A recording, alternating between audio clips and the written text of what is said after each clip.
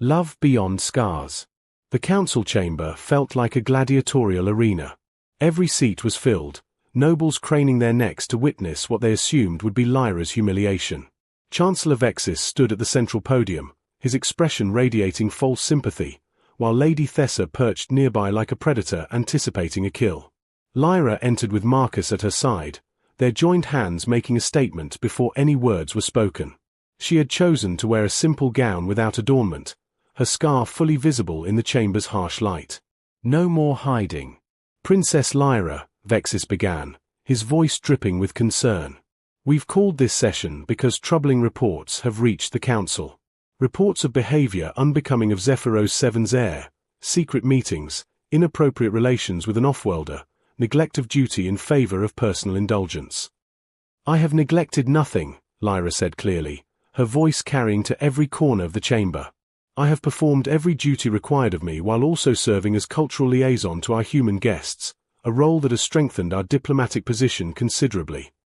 Lady Thessa stood, her perfect features arranged in false compassion. No one questions your dedication, dear cousin. We simply worry that your emotional state has made you vulnerable to manipulation.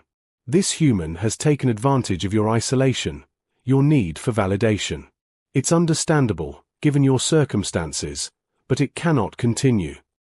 The implication was clear. Lyra was too damaged, too desperate to make sound judgments. Marcus stepped forward before Lyra could respond. If I may address the council. He waited for Vexis's reluctant nod.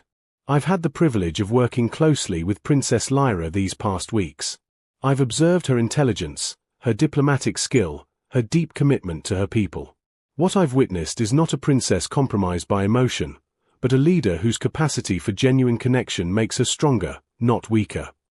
Pretty words from someone who stands to gain from her affection, Vexis sneered. Tell me, Mr. Reed, what exactly are Earth's intentions regarding our princess? A political marriage to secure better trade terms? Or perhaps just entertainment during your posting? The insult sparked anger through the chamber. Several nobles shifted uncomfortably, even they found the attack too crass. My intentions, Marcus said evenly, are to remain on Zephyros 7 as Earth's permanent ambassador. And yes, I intend to pursue a relationship with Princess Lyra, because I have fallen in love with an extraordinary woman. A woman who, despite being treated as invisible by her own people, has remained dedicated to their welfare. A woman whose scar, which you all seem to find so troubling, is a mark of her courage to push boundaries and seek knowledge. Enough. Vexis slammed his hand on the podium. This emotional display changes nothing.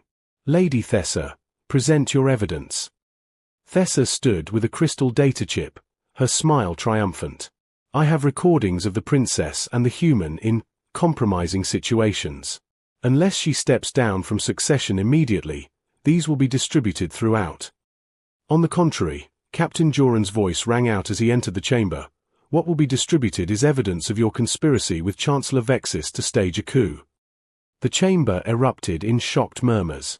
Joran approached the council table, presenting his own data chips. For the past 6 months, Chancellor Vexis has been embezzling from the royal treasury and accepting bribes from off-world corporations in exchange for favorable trade terms. Lady Thessa has been his accomplice, using her social position to gather blackmail material on anyone who might oppose their plans. The princess's relationship with Ambassador Reed simply provided a convenient excuse to accelerate their timeline. Vexis's face transformed from smug to furious. Lies! You have no proof. I have transaction records, communication logs, and testimony from 3 other guards who witnessed your secret meetings. Joran met Lyra's eyes with quiet loyalty. I've been investigating for months, Princess. I knew something was wrong. I just needed enough evidence to prove it. Lyra felt tears threatening but held them back. All this time, she hadn't been as alone as she'd thought. She stepped forward, claiming the podium for herself. This council was called to question my fitness to rule. Very well. Let me tell you what I've learned about leadership. For 10 years, I've let this scar define me. I've let your judgment and your pity make me small. I've hidden who I am because I believed I was broken. Her voice grew stronger, more commanding. But I'm not broken. This scar is part of my story, yes, but it doesn't diminish my value or my capability. And if loving someone who sees me, truly sees me, makes me unfit in your eyes, then perhaps Zephyros 7 needs to evolve its understanding of what makes a good leader. She turned to face the entire assembly. I will not hide anymore. I will not apologize for finding love, for seeking connection, for being human, or alien, enough to feel deeply. And I will no longer tolerate a culture that values superficial perfection over genuine strength, over courage, over authenticity. Marcus moved to stand beside her, his presence a silent pillar of support. I propose reforms, Lyra continued. Changes to how we educate our young, how we define beauty and worth, how we treat those who don't conform to narrow standards. I propose opening Zephyros 7 to more interplanetary exchange, to learning from other cultures, to growing beyond our crystalline isolation. And if we refuse? Someone called from the assembly. Lyra smiled, the fierce, confident smile of someone who had finally found her power. Then you can choose a new heir. But know this, I will no longer shrink myself to fit your expectations. I will lead authentically, or I will not lead at all. The chamber fell silent. Then, slowly, one noble stood, then another, and another, until half the assembly was on their feet. Not everyone, but enough. Enough to show that change was possible, that her courage had inspired others to question the rigid beliefs they'd held for generations. Chancellor Vexis was escorted from the chamber in restraints, along with Lady Thessa. Their conspiracy had failed, undone by their own arrogance and by the loyalty of those who truly cared for their princess. Later that evening, Lyra and Marcus stood on her private balcony, watching the twin suns set over the crystal canyons. His arms were wrapped around her from behind, her body fitting perfectly against his. You were magnificent today, Marcus murmured against her hair. Powerful and authentic and absolutely fearless. I was terrified, Lyra admitted with a laugh. But I had you beside me. That made all the difference. Always, Marcus promised. For as long as you'll have me. She turned in his arms, reaching up to cup his face. Forever, then. I want forever with you. Their kiss was soft, unhurried, full of promise. Around them, the lights of the palace began to glow as evening descended, and somewhere in the gardens, moonflowers were opening their petals to the stars. Lyra's scar caught the fading sunlight, shimmering silver against her skin, no longer a mark of shame, but a badge of honor. A reminder that she had survived, evolved, and emerged stronger. That she had learned to love herself through learning to accept love from another. What are you thinking? Marcus asked, seeing the peaceful expression on her face. That my scar didn't scare the world after all, Lyra whispered. It just scared away everyone who didn't deserve to see the real me. And it brought me you, someone brave enough to look beyond surface appearances to the person underneath. The extraordinary person underneath, Marcus corrected, kissing her forehead, her cheeks, and finally her lips once more. In the distance, celebrations had begun. News of the conspiracy's exposure had spread quickly, and with it, renewed hope for their princess, the scarred, brave, authentic leader who had chosen love over fear and had taught her people to do the same. Lyra Solon had spent 10 years feeling invisible, diminished by a mark on her face. But in finding someone who truly saw her, she had discovered something far more valuable. She had learned to see herself. And in that vision, she was not damaged or broken or less than. She was complete.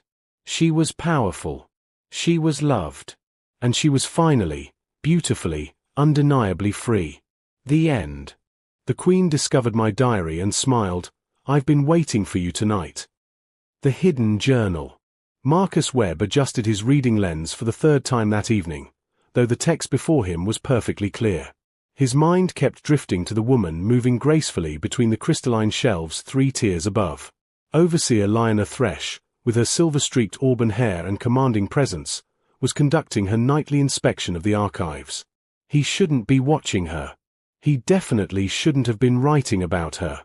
The leather-bound journal tucked beneath his translation notes contained weeks of observations, how she paused at certain ancient texts with a wistful expression, the way her fingers traced spines of books as though greeting old friends, the rare laugh that echoed through the silent halls when she found something particularly clever in the old manuscripts. Working late again, Archivist Webb. Marcus jumped, nearly knocking over his coffee. Lionel had descended without him noticing, now standing just beyond his desk with an amused expression. Her violet eyes, a trait common among station-born administrators, caught the ambient light. Just finishing the Andromedan transcription project, he managed, casually sliding papers over his journal. She moved closer, and Marcus caught the subtle scent of parchment and something floral. You've been quite dedicated these past months. I appreciate someone who respects the archives as I do. Before Marcus could respond, an urgent message chimed on her wrist display. Lionel sighed. The directorate always chooses the worst moments. I'll be in the administrative wing if you need anything. She departed in a whisper of dark robes, leaving Marcus to exhale shakily. 10 minutes later, packing to leave, Marcus froze. His journal was gone. He searched frantically, under papers, between books, across the floor. Nothing. His heart hammered against his ribs. Had he taken it somewhere? Left it in another section? The observation deck. He'd gone there during his break, watching the binary stars while writing. Marcus ran through the silent corridors, his footsteps echoing off polished stone and glass. The deck stretched before him, empty except for one figure silhouetted against the stars. Lionel stood at the viewing window, his journal open in her hands. She turned as he skidded to a stop, her expression unreadable in the starlight. Then, slowly, a smile curved her lips, not mocking, but something warmer, more intimate. I've been waiting for you tonight, she said softly, closing the journal. We should talk, Marcus. Really talk.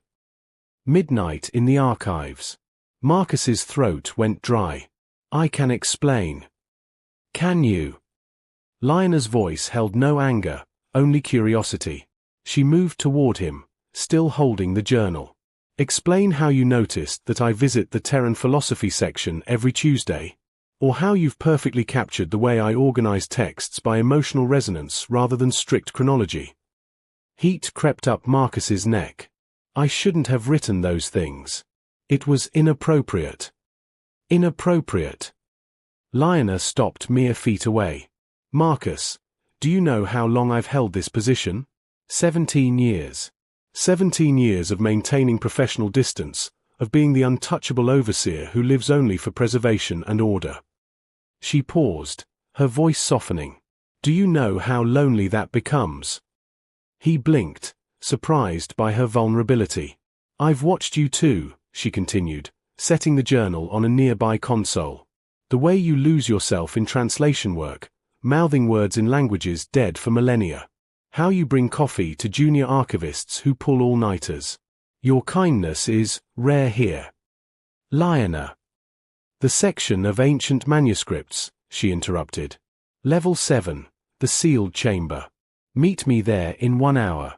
The environmental control cycle then, no surveillance, no interruptions. Her violet eyes held his. If you want to understand what you've started with these pages, come find me.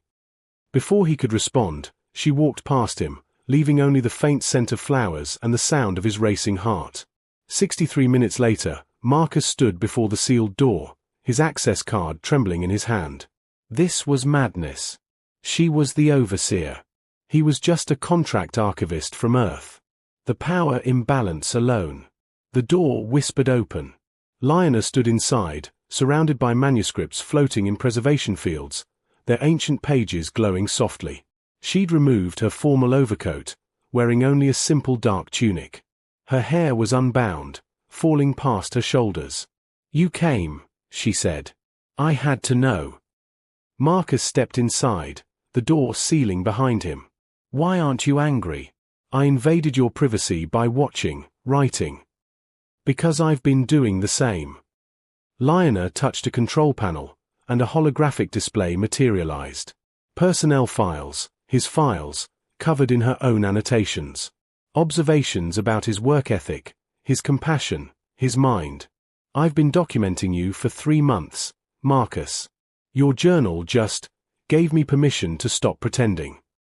They stood in the glow of ancient words and modern technology, the truth hanging between them. "This is complicated," Marcus whispered. "Terribly." She moved closer until he could see silver flecks in her violet eyes. "The Directorate would object. Councillor Verin especially. He believes overseers should remain unmarried to their duties. But I'm exhausted by distance." "What are we doing?" "Something honest." Lionel reached up, her fingers gentle against his cheek. "Something that terrifies me." Marcus covered her hand with his. "Me too." She smiled then, genuine and unguarded. "Read to me." The Valerian love sonnets are in that collection, the originals, not the sanitized translations. They sank onto cushions beneath the floating manuscripts, and Marcus began to read in the rolling ancient language. Lionel leaned against him, her warmth chasing away the archive's chill. Between verses, she added scholarly commentary. Between commentary, their hands intertwined. When he stumbled over a particularly archaic phrase, she laughed, that rare sound he'd written about, and corrected his pronunciation, their faces close. The kiss happened naturally, softly, tasting of shared secrets and held breath. "I've wanted this," she murmured against his lips. "Wanted you." "Worth waiting for?" he asked. "Every moment." The Council's shadow. Morning light through the archive's dome found them still in the manuscript chamber, asleep among scattered texts, her head on his shoulder. Marcus woke first, momentarily disoriented, then remembered. Lionel's peaceful expression made his chest ache with tenderness. His wrist-com buzzed urgently. For missed messages from his department head. Meeting with the Directorate Council, mandatory attendance, in 30 minutes. "Lionel." He gently shook her shoulder. "Wake up." She stirred, smiling before opening her eyes. Then reality crashed back. "What time is it?" "We have a problem." 28 minutes later, they entered the council chamber separately, professionally distant. But Marcus noticed Councillor Verin's cold smile as Lionel took a seat at the leadership table. The silver-haired councillor had always made Marcus uneasy, too interested in maintaining rigid hierarchies. "Thank you for joining us, Archivist Webb," Verin began, his tone suggesting anything but gratitude. "We've been reviewing resource allocation for the Terran Linguistics Department." Marcus's stomach dropped. "Your contract," Verin continued, "is quite expensive for someone with only 18 months of tenure. Some council members question whether we need such specialized human expertise when station-born archivists could suffice." "Archivist Webb's work is essential," Lionel interjected coolly. "His Andromedan translations alone have." Yes, Overseer Thresh. "Your appreciation for his talents is well documented." Verin's emphasis on talents carried unmistakable innuendo. "In fact, you've spent considerable time in his sections recently. 47 hours logged in the past month, according to surveillance records." The chamber fell silent. Marcus felt other council members' eyes shifting between him and Lionel. "I review all departments regularly," Lionel replied, her voice steady though Marcus saw tension in her shoulders. "That's my responsibility." "Indeed. Though typically not at midnight. In sealed chambers. With environmental surveillance conveniently offline." Verin placed a data tablet on the table. "The Directorate has protocols regarding relationships between senior administrators and contract staff. Protocols designed to prevent impropriety." "Councillor Verin," Lionel stood, her voice sharp as broken glass. "If you have accusations, make them clearly." "No accusations, Overseer. Merely concerns about judgment. You've held your position admirably by maintaining objectivity. Personal entanglements compromise that." He turned to Marcus. "Archivist Webb, your contract includes a morality clause. Romantic involvement with direct supervisors is grounds for immediate termination." Marcus opened his mouth to argue, but Lionel spoke first. "Councillor, you overstep. Personnel decisions in the archives are mine alone. Not when they affect the station's integrity." Verin's smile never reached his eyes. "The vote is scheduled for next week. The council will decide whether Archivist Webb's contract continues. I suggest you both consider what's truly important here. Duty, propriety, legacy. The meeting dismissed, but the threat lingered like poison in the air. Outside, in a deserted corridor, Lionel grabbed Marcus's arm. He knows. Someone told him. What do we do? Her jaw tightened. I don't know. But I won't let him destroy your career because of me. This isn't just about my career anymore. Marcus faced her fully. Is it? Her expression softened, vulnerable despite her authority. No, it's not. And that terrifies me more than any council vote. The choice. The next 3 days were agony. Marcus buried himself in work, avoiding the observation deck, the manuscript chamber, anywhere they'd shared moments. But he couldn't avoid the gossip spreading through the archives like wildfire. Whispers died when he entered rooms. Junior archivists studied him with mixture of curiosity and pity.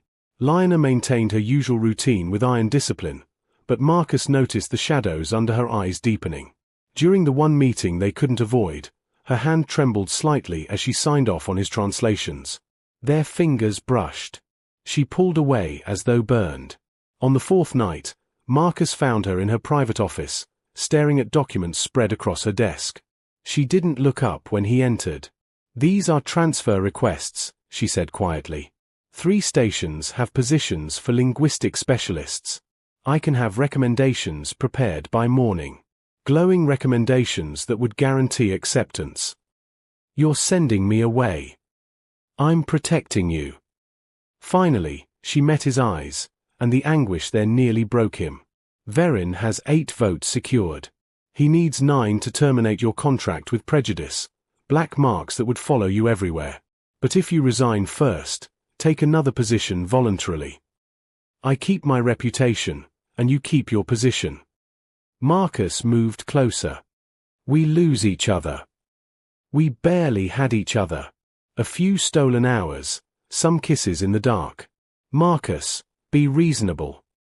No. He planted his hands on her desk, leaning forward. I've spent my whole life being reasonable. Staying quiet, accepting my place, not making waves. That journal you found? It was the first time I admitted what I wanted. You were the first time. Lionel stood abruptly. You don't understand what you're asking. 17 years I've built this position. The archives are everything, my life's work, my purpose. If I choose you publicly, defy the council, I lose all of it. Then I'll leave. Tomorrow. The words tasted like ash. I won't let you sacrifice everything. Martyr yourself instead. She laughed bitterly. How noble. It's not nobility. It's love. The word hung between them, fragile and terrifying. Lionel's breath caught. You can't possibly. I can. I do. Marcus circled the desk. I love how your mind works, how you defend junior staff, how you cry over damaged manuscripts because you mourn the lost knowledge. I love your strength and your loneliness and the way you see me, really see me. So yes, I'll leave, because loving you means not letting them destroy what you've built. Tears slipped down Lionel's cheeks. This isn't fair. No, it's not. She kissed him then, desperate, clinging, tasting of salt and goodbye. When they broke apart, her voice was raw. I need time. Until the vote. Please. Marcus nodded, not trusting his voice, and left before his resolve crumbled. The council chamber filled with spectators. Apparently, Marcus's fate had become entertainment. He sat in the designated chair, trying to maintain dignity while 15 council members reviewed his file with theatrical slowness. Verin cleared his throat. Before we vote, does anyone wish to speak? I do. Every head turned. Lionel stood in the chamber's entrance, wearing full ceremonial robes Marcus had only seen in portraits, deep indigo embroidered with silver stars, marking her rank as archive overseer. But more shocking was her expression, defiant, almost fierce. Overseer Thresh, Verin said carefully. This isn't necessary. It's entirely necessary, Counselor. She walked to the center, her presence commanding absolute attention. You framed this vote as concern for propriety. Let's be honest, it's about control. About maintaining outdated hierarchies that serve your comfort, not the archive's mission. Murmurs rippled through the council. I've served 17 years, Lionel continued, her voice ringing clear. In that time, I've expanded our collections by 40%, secured funding for preservation technology, and trained 2 generations of archivists. My dedication is unquestioned. Yet you suggest one personal relationship negates all of that. The morality clause, Verin began, was written 80 years ago by administrators who believed emotional connection weakened leadership. I say it weakens nothing.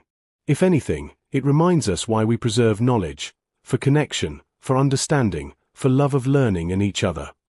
She turned slowly, meeting each council member's gaze. Marcus Webb is brilliant, dedicated, and kind. Our relationship doesn't compromise his work or mine. It enhances it. We challenge each other intellectually. We share passion for preservation. We violated no actual regulation, only Councillor Verin's narrow vision of how leaders should exist, alone, cold, dedicated solely to abstract duty. Are you admitting to this relationship? Another councillor asked. I'm declaring it. Lionel's voice softened slightly, but remained steady. I love him. And I refuse to apologize for finding connection in a station built on the celebration of civilization's greatest expressions, most of which concern love, loss, and human experience. She turned to Marcus, and the tenderness in her gaze stole his breath. But I won't let him sacrifice his future for me. So here's my offer, Council, you have 2 votes tonight. First, on Marcus's contract, vote your conscience, not your politics. Second, on my position as overseer.